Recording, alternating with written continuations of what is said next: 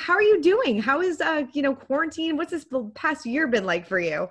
Oh my gosh, craziness.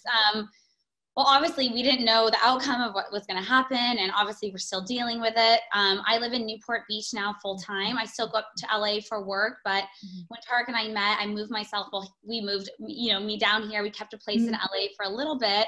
So I still go back and forth, but honestly, like we just shifted everything. I was talking about this earlier. A lot of things changed, a lot of things halted, a lot of things stopped, but we just shifted our careers, and I shifted my brands, and I shifted what I was doing. And so, I'm really excited about everything I have going on right now. Definitely. I mean, how has quarantine tested your relationship with Tarek? And, what's been like the biggest fight that you guys have had during this time? We are just best friends. And I truly, I say that like we are soulmates, we're best friends. We love we're pretty inseparable. So we're not together like 24/7, but we lift each other up, we motivate each other, and I just love being with him. So we've actually spent more of our relationship in quarantine and not in quarantine. So honestly, like when I get like busier and busier, I'm going to miss him because we just love each other. So quarantine hasn't negative affect our relationship at all. That's good. But that's how you know it's going to work. If you're not sick of each other after this. People make jokes. They're like, oh, you guys are in the honeymoon phase. I'm like, we're 20 months in. We've lived together longer in quarantine than not in quarantine. I think we're way past that honeymoon phase. Totally. And I mean, I spoke to Tarek, I think maybe like a month or so ago, and he said, obviously COVID had changed your wedding plans quite a bit. So where's kind of the status on it now? I know he said last time that maybe it's sometime this fall. Yes. Still in fall. We still are keeping the same date. Well, there's you're going to be the first one to hear this. So hopefully my PR doesn't get upset that I'm telling you, but we actually are shifting directions with our wedding planner. We let her go.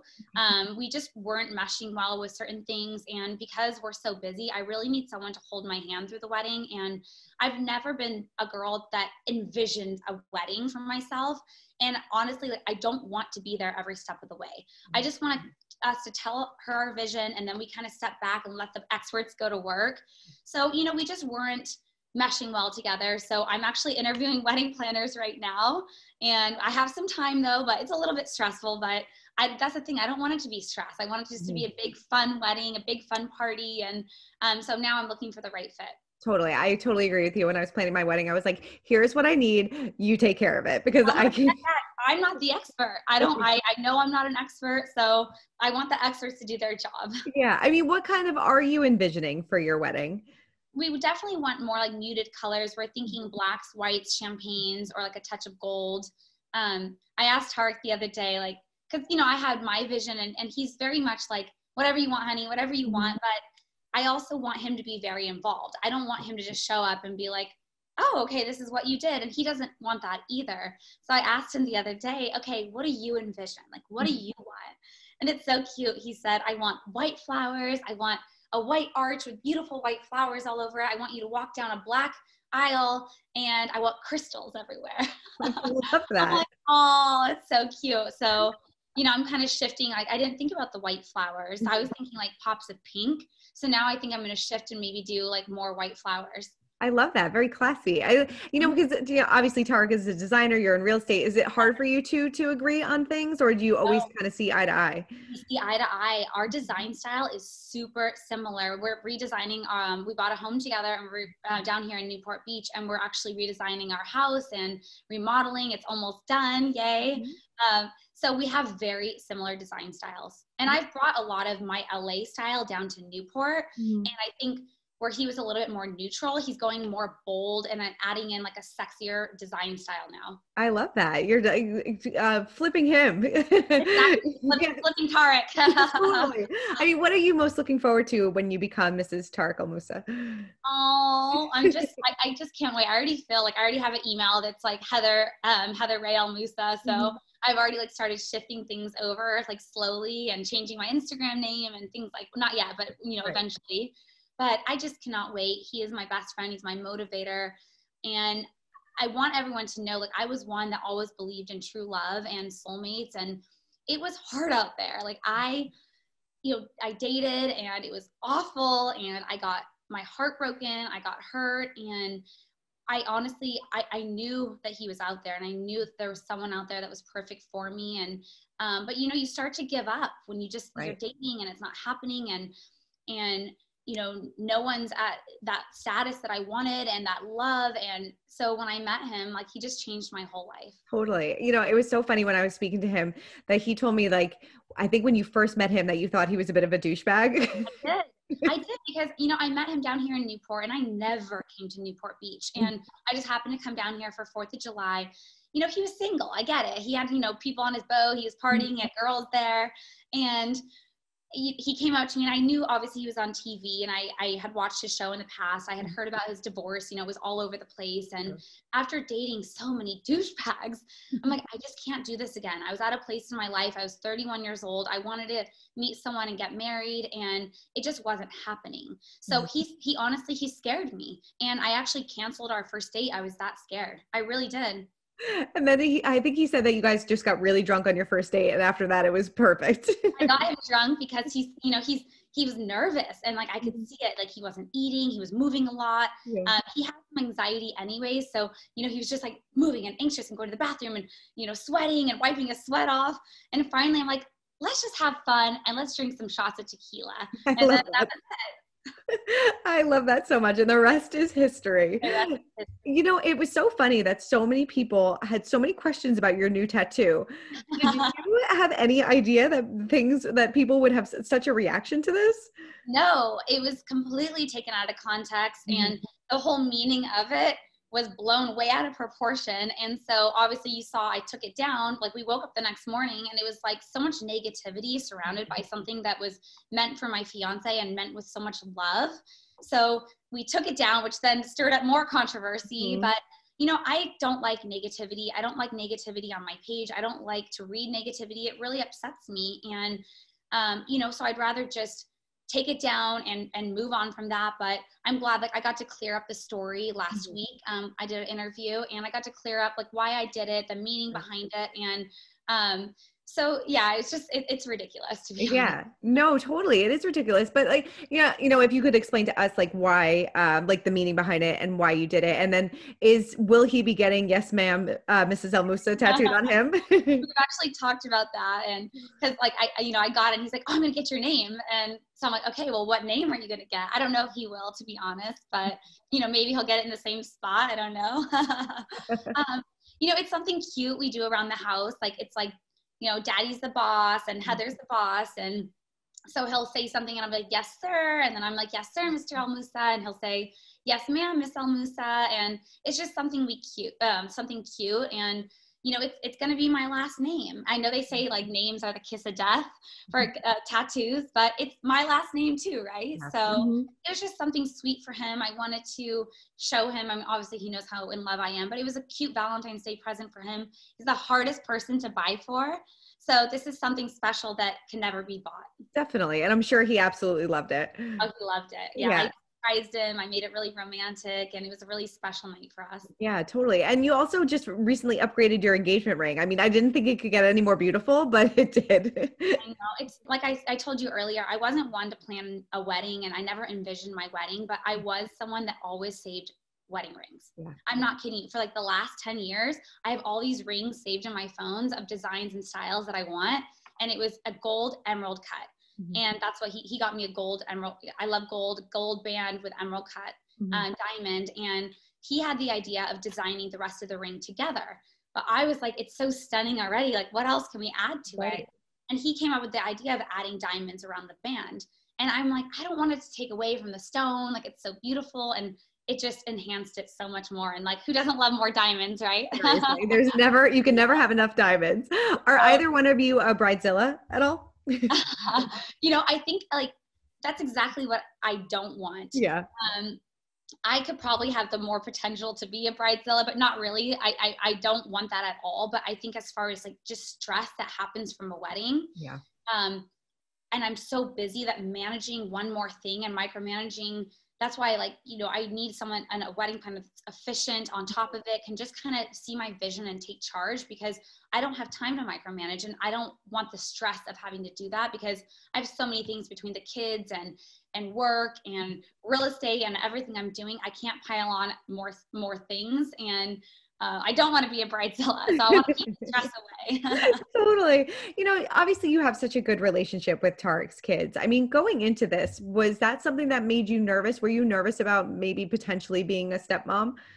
I'm going to be completely honest with you. Like, I fell in love with Tarek from the very beginning, like so in love with him that it was something that never even crossed my mind. Mm-hmm. And I think most women, they'd probably be nervous to come into a situation with an ex and kids and custody and raising children. But for me, like, I was so in love that I committed myself 100% to Tarek and the kids. And I met the kids, I met his whole family. And then literally a week later, I was living there, moved in. And it was never like this big issue.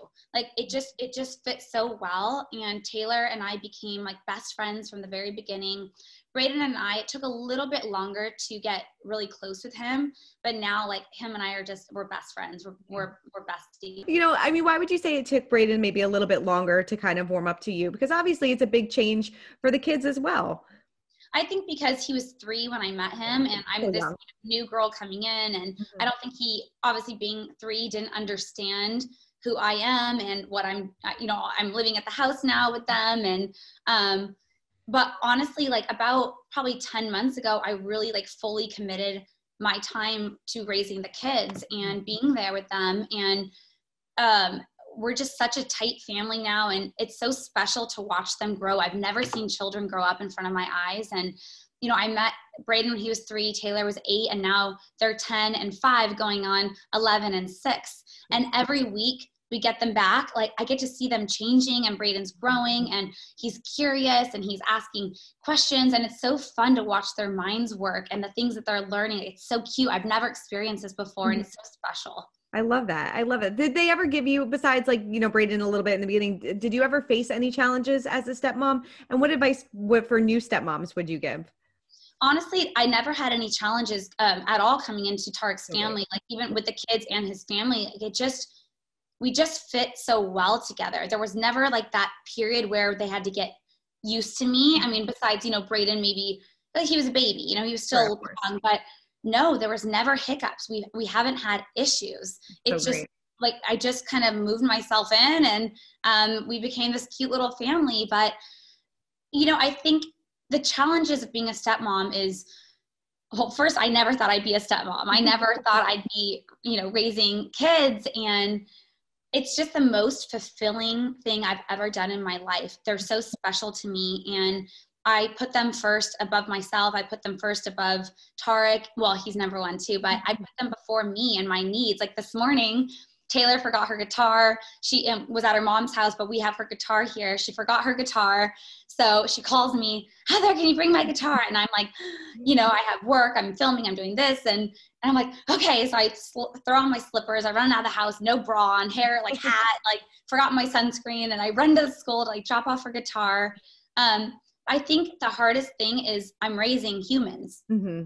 And I've never raised a human before. I never had the time to prepare to be a stepmom, bonus mom. Yeah. Most moms, they have time, they're carrying the baby, they prep to be a mom. Like, I never had that prep time. I was just thrown into it completely. And coming from a life that didn't have, I was up in LA, I was doing real estate, I was modeling, and now I'm a stepmom raising children. I have a future husband, and it's a lot to juggle, and it's a lot to manage. And I think I'm doing a pretty rock star job, but I have moments of stress. Obviously, I think being a mom, being a stepmom, being a bonus mom, stress happens, and it's kind of navigating through those challenges. And they ask me questions, and sometimes I'm like, how do I explain this to them that they understand? So I think just not being able to prep to be a mom, I think just being thrown into it has been the hardest thing. Definitely. I mean, you guys are doing a fantastic job. I mean, you make it look so easy. And, obviously you have a relationship with Christina as well. I mean, was that ever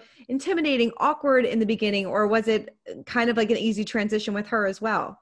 Well, Tarek and Christina have a really good relationship for the kids, and they've made what I respect so much about both of them is no matter what they've gone through, which, everyone saw, there's a lot of things out there, but no matter what they've gone through, they always put the kids number 1. Mm-hmm. And that's the same with me, and that's the same with Christina. That's the same with Tarek, even to this day. like the kids are number one no matter what. So we co-parent very well, we communicate very well, and we know that the most important thing is Taylor and Braden. Definitely. I mean, what would you say is the key to your successful co-parenting? Just that you guys are always like in communication or kind of always on the same page? Yeah, we communicate every day about the kids, either, you know, through text or in person. And I think just helping each other out when we need it. If she needs a little bit more help or I need a little bit more help, we help each other. If we need to borrow something, we let each other borrow things. And, you know, it's like I said, the most important thing are the babies. And so I think above anything else, any issues, they're number one. So yeah, her and I, you know, we get along great. I think she's a great mom, and I think she sees how much I love the kids and I would do anything for them. So yeah, everything's great. We're co-parenting very well. That's awesome. Yeah. I mean, that's all you can expect. I'm sure she loves how much you love her kids. I hope so. Yes. Yeah, totally. And you mentioned filming before. I noticed that. Are you filming the upcoming season of Selling Sunset? Can you tell us? I am not, and I also cannot confirm or deny anything with Selling Sunset, but I do film with Tarek on Flipping 101. Mm-hmm. So I'm making more cameos on his show. So I've been filming with him almost every week. That's awesome. And it's been fun because I get to bring my expertise in, and I get to, you know, help him coach his students. So, and we get to film together, which is really fun. So yeah, I've just been making more cameos on his show. I love that. Do you guys want to maybe do eventually like your own spinoff together? Is that kind of like in the works maybe? That would be the ultimate goal, to be able to go to work together every day, create amazing TV and film together. And so that's definitely something on our minds. Nothing's in the works right now, but it's definitely something we're talking about. Yes. I love that. That's fantastic. And, you know, I know you can't say anything about filming Selling Sunset, but I'm sure you could talk about some of the ladies. So I know, you know, Christine just recently announced that she is pregnant. She is expecting. Yes. I mean, what is kind of your reaction to that? And do you think are you hoping motherhood will change her? You know, it's funny because, you know, Christine and I have gone up and down, and, you know, we weren't friends in the past, and then we got closer, and then issues happened, and, you know, sometimes I talk to her, sometimes I don't. I actually reached out to her and congratulated her about being a future mommy, and you know, we had a great little catch up with each other. But you know, I'm thinking motherhood might soften her a little bit. And I think it, you know, from other girls I know in the past, it's softened them. So I'm sure it'll maybe, I'm hoping it will. I know, you know, Tarek has said, you know, and I think you both have said that maybe, you know, you'll hold off on baby plans in the future. Is that still the case? Or, you know, you kind of have your hands full with Braden and Taylor at the moment?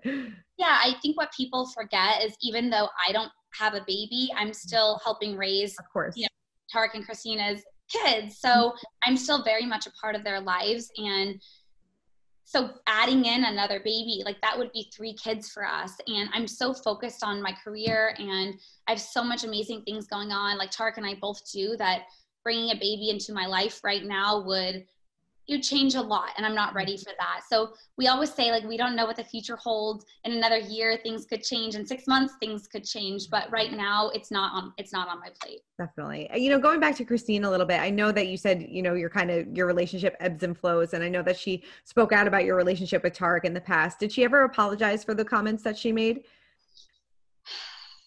I don't remember if we've had that conversation, to be honest. Like the other day, no, she didn't, but I don't know. I'm not sure, because I hadn't talked to her in a while. So I think now that some time has passed, I'm not one to like hold grudges. I'm not one to like hold it against someone forever. And, you know, like I said, we had a great friendship, and I would like to have at least like respect and be able to work together. And, you know, that was a while ago. So I'm not going to hold it against her, but I don't think she apologized. No, I'm waiting for that apology.